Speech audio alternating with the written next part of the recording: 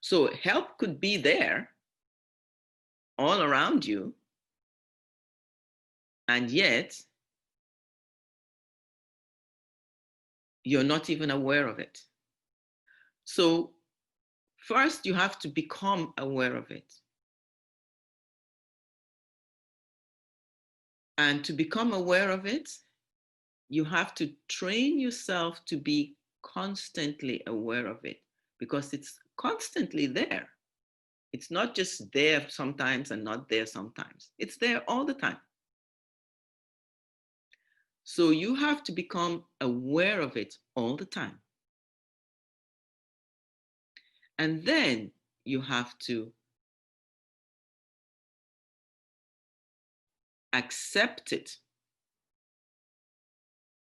acknowledge it, and use it, put it into practice. But how does the help or the helper reach you? I mean, how do you recognize that, yes, I'm getting help? How does this help manifest for you? Um, my experience just has been that it's a kind of listening. Mhm. I think when things occur, one should investigate them rather than just go, oh, I'm being silly. So I guess that's an example. Okay, exactly. All right. So the ways in which your help comes to you is through your inner voice or your intuition. What else? What other words can we use to describe your intuition? Your conscience, your higher self. Your It's spiritual awareness. your spiritual awareness. It's a part of you that just hears inside and senses inside and feels inside and knows inside. And that is the part that has to be kept open all the time if you're ever going to be able to receive and use the help that is being offered you. Okay? Now, there's one other thing that I would like to point out, which is that when you're receiving help, let's just think about everyday life, not even on a spiritual in a spiritual sense. We talk about um, helping others, right? You receive help, you pass it on, you help someone else. You receive something, you give to someone else. You don't give necessarily give back to the person that gave to you, right? You give to others. And the more you give to others, the more you receive. Is that a fact? Right. So, one of the important manifestations of a person becoming open and more open to receiving help is that that person also becomes more open to helping others. And the more that person helps others, the stronger that person becomes, the more that person receives, and things start to happen in your life that you don't even know where they came from. But you don't even know where they came from only because you haven't paid attention. Because once you start to pay attention, you know where it's coming from. So, as much as we are open to helping others, and helping someone else isn't giving money necessarily, it's being nice, being polite, being kind, being patient. I mean, there are all kinds of ways we can give to others. One last way in which we can give to others, and this is very critical in the world we live today. One very important way is with our language. the kind of language we use when we speak. When you think, if you go outside and it's a beautiful day, the air is clean, and you're walking down the sidewalk and you walk past somebody smoking, and you get a whiff of this, and you have to breathe this polluted smoke or polluting smoke, and it affects you negatively, right? So somebody smoking out there affects the air that everybody is breathing. And you don't want to smoke because you don't want to pollute your lungs, but you don't want to pollute other people's lungs. You don't want to pollute the air that other people are breathing, right? Well, in the same way, when we use foul language, we are polluting the spiritual air. This is more serious than you can even begin to imagine. You can't imagine how serious it is. So you can gift to your fellow human beings clean spiritual air by refraining from using foul language. You can also begin to clean up your own spiritual environment. Take it very seriously. As much as, there are other human beings trying to help you, those other human spirits that are invisible, that stand a little bit higher than you, who are trying to help you, they themselves gain and grow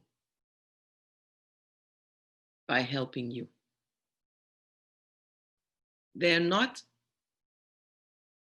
like high beings, because as we talked about at last workshop, and I hope all of you have had a chance to look at the videos if you didn't attend the workshop, that each one that is trying to help the one a little bit, the one next to him or her, has somebody else a little bit above him also trying to help him or her. And so you who are receiving that help, you have to make use of it for yourself, and then you have to pass it on. You have to help someone else. By helping someone else, you help yourself. That's the way it works. As I said at the last workshop and the workshop before that and the workshop before that, a lot of this information is easily accessible to you. It's not something that I sort of thought up, in one day. It's something that I have been working on from reading this book, In the Light of Truth. And I'm going to read an excerpt out of it that maybe addresses a little bit what we're talking about today. This is the book, In the Light of Truth. For those of you who have not seen it, okay? And it's also called The Grail Message. And it's written by a man called Abd Rushin. But the Abd Rushin was actually a pen name that he used. I would like to lead you to the recognition of the laws governing the guidances, so that you may also now become knowing in this matter. For the guidances are also not subject to arbitrariness, but are interwoven with you into the threads of your fate. Everything is subject to reciprocal effect in creation, and this law of reciprocal effect also lies behind the secret of the appointment of your guidances.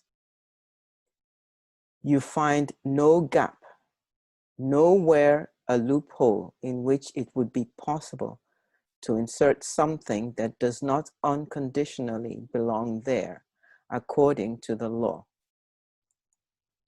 After the last lectures, you will readily be able to conceive how many threads are coursing around you, which are interwoven with you, and you with them. But this is only a small part of it, and there is no gap in the great weaving which envelops you. Nothing can be slipped in or inserted arbitrarily. There is no squeezing in between. Neither is it possible to cast anything off or to become free unless it has been worn off, lived to its dead end by you according to the law. Nor is it otherwise, therefore, with your guidance.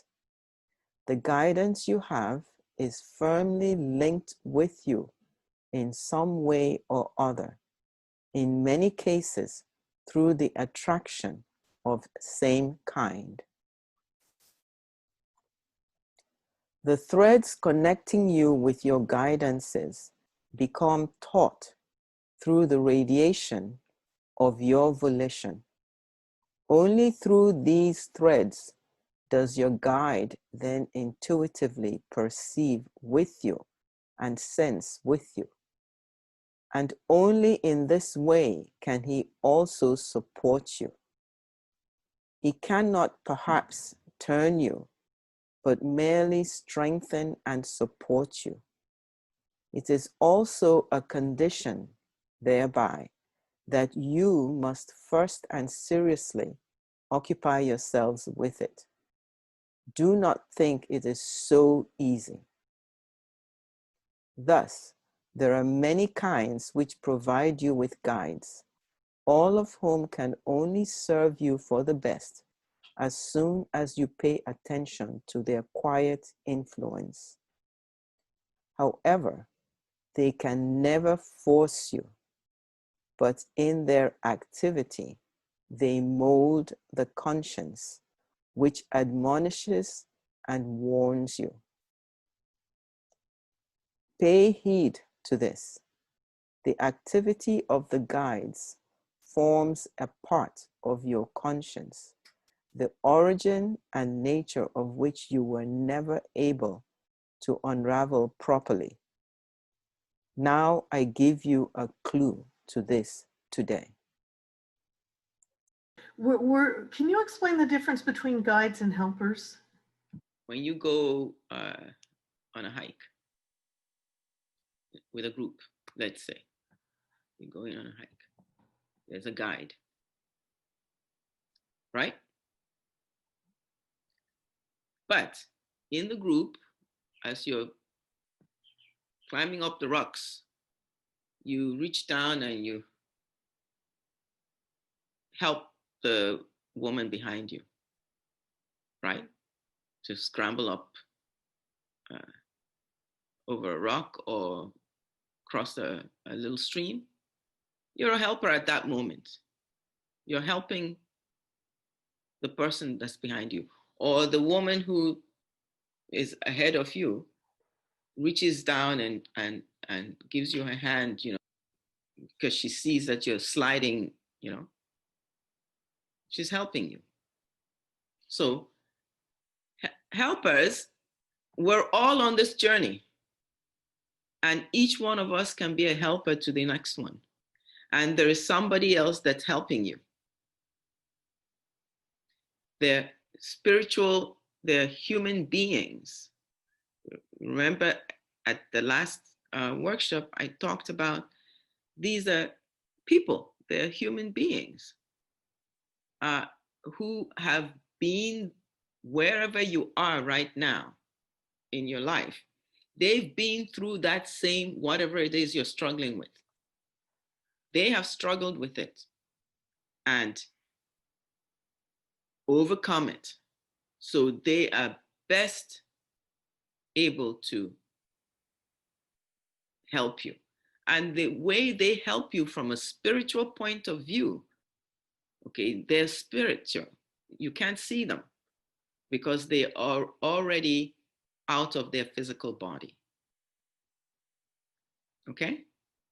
So they are able to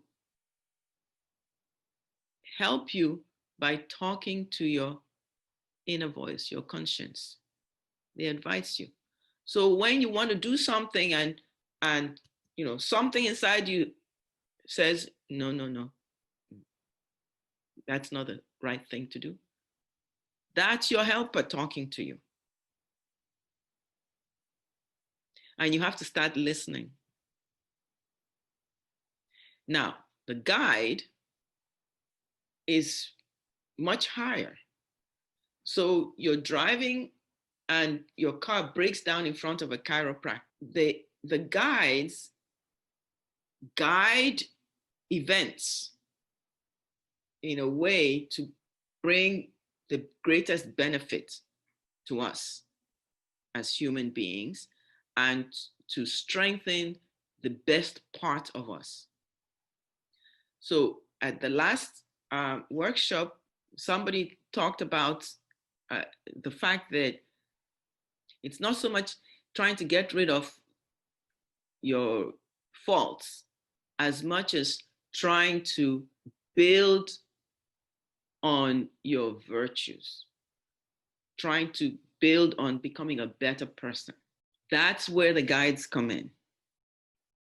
The guides encourage and strengthen everything that is good in you. But you have to want it. And they send down these threads, and you have to reach up and grab the thread. So that the threads that you produce, you have to produce threads that are directed upwards. So that the threads that you are producing that are directed upwards will couple or join with the threads that the high spiritual guides are sending down. But those are threads of love, kindness, patience, caring, empathy, truthfulness, pure threads, threads that are not similar to that are not light directed, go downwards and anchor you downwards. Then it becomes more difficult for you to reach up, right? The helpers in the meantime are helping you to not create any new negative threads.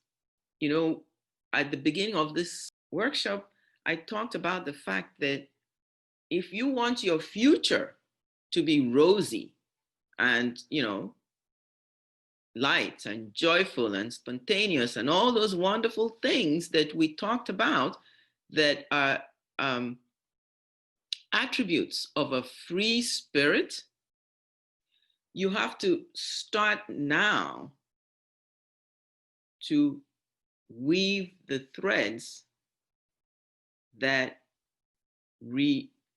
create freedom. You have to start now to weave threads that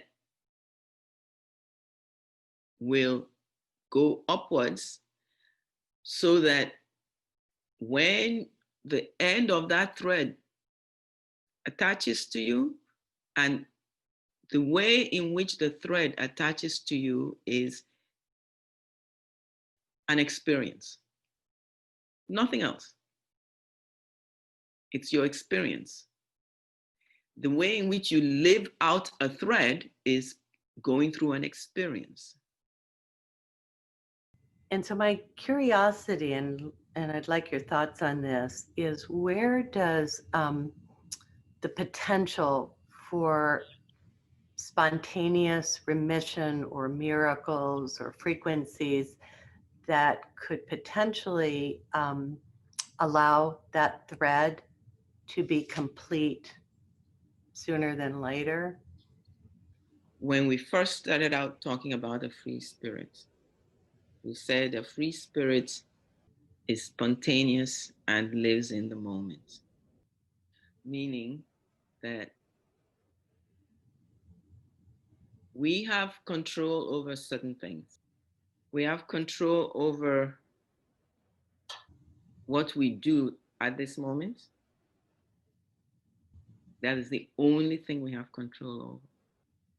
We have no control over time frames, and we have no control over outcomes once the process has been initiated. That means that when we are dealing with a difficult situation, we ask for help, and help comes to us from the creator of the universe, but the creator of the universe does not intervene. Help comes to us through the guides who are there as caretakers of creation. And being caretakers of creation, they are caretakers of us, okay? The guides themselves are bound by the laws. And the law includes, I mean, we talked about, the attraction. So when you seek help, you ask for help, it goes up, it attracts help, and the help is sent to you, the help comes to you. But the other aspect of the law is the law of cycles. It takes time for it to get to you, or it takes time for it to, it's not so much to get to you, because it can get to you in an instant, but it takes time to work through to the ultimate outcome. And how quickly that happens, we have no control over. The stronger a person's faith, and I don't want you to think of faith like a religion. Okay? There's no place for religion here.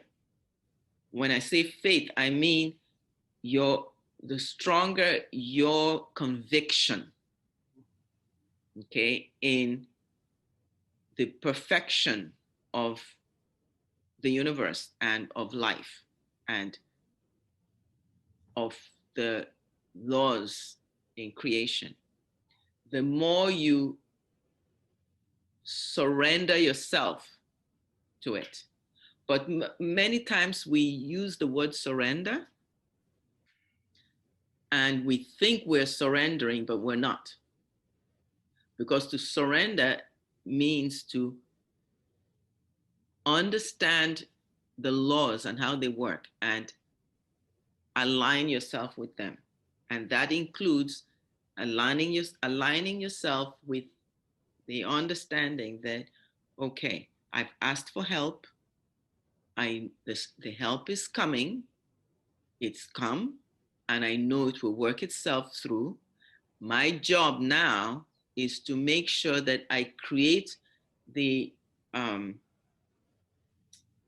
platform that is completely clean and open, and there's nothing that I'm doing or inserting or creating from moment to moment that would interfere with this help reaching me.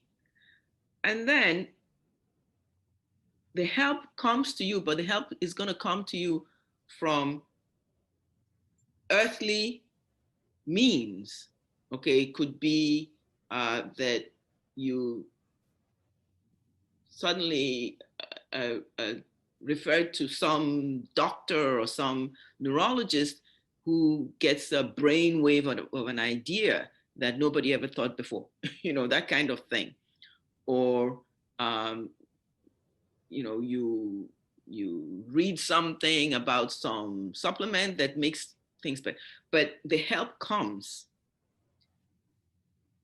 You have to be patient and open, and above all, trusting. Thank you. One observation that I have had is that our ability to be open to those intuitive messages is closely related to how much time we spend outside. So to the extent that we're spending time inside, what happens is that inside we don't really need our senses so much. So we go through like a big numbing of our senses. We're just using them at the minimum, that we need. And since we're numbing them and we're kind of atrophying them in a way, those are the gross senses. So that makes it even more difficult to have access to the subtler senses. Yeah, and I see this in my work, kind of that correlation, because by being outside and your senses become awake, then you're naturally more able to tune in to the subtler messages. We're living in very difficult times, but I can only share with you my personal experience. How do I keep myself sane? I have to make a short amount of time to go out, breathe fresh air, and connect with the universe of the Creator, knowing that I'm just one tiny little grain of sand in this big universe. You have to learn a skill that is that has been perfected by Asians, which is the ability to be alone in the middle of a bunch of people. But just to go outside, and even if you live in the city where, it's not possible for you to go to a park even, because the park is so many miles away. Just step outside, go in the backyard, take a walk down the sidewalk if you live only in an apartment high-rise building. If you don't have a balcony, take a walk. And while you're taking that walk, breathe God's given air and give thanks for it. Very simple. And once you do that, then ask for connection with your guidance today. Today.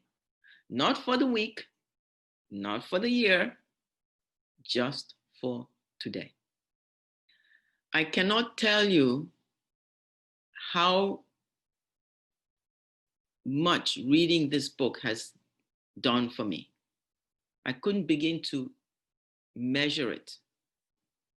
They say, if a man is hungry, you can give him fish for a day, or you can teach him how to fish. Doing these Zoom workshops is like giving you food for a day. It's like giving you fish for a day. But you can learn how to fish for yourself.